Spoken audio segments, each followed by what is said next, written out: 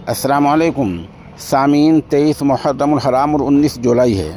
خبر کا عنوان ہے پیر ذوالفقار صاحب کی طبیعت اب کیسی ہے۔ اس نامہ نگار نے اس تعلق سے پیر موصوف کے نہایت مستند ترین ذریعے سے رابطہ کیا۔ انہوں نے فرمایا، پیر موصوف اینجیوگرافی کے لیے ہسپتال میں ایڈمٹ ہوئے تھے۔ اینجیوگرافی ہو گئی ہے، الحمدللہ ایسی کوئی بلوکیج نہیں آئی جس کی وجہ سے اینجیو پلاسٹی کی ضرورت پیش آئے۔ البتہ کڈنی کی تکلیف بھی ہے، اس کے علاج کا سلسلہ جاری رہے گا، دعا فرماتے رہیں۔ آپ سمجھ گئے ہیں، حضرت والا کے کہنے کا مطلب یہ ہے کوئی بڑی پریشانی نہیں ہے، کوئی نس بلوک ہو جائے ایسی کوئی بات نہیں ہے۔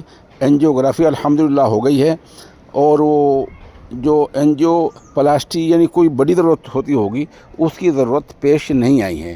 سبھی سامعین اور ناظرین سے درخواست ہے وہ دعا فرمائیں کہ حضرت والا کا سایہ تا دیر ہمارے سروں پر قائم و دائم رہے۔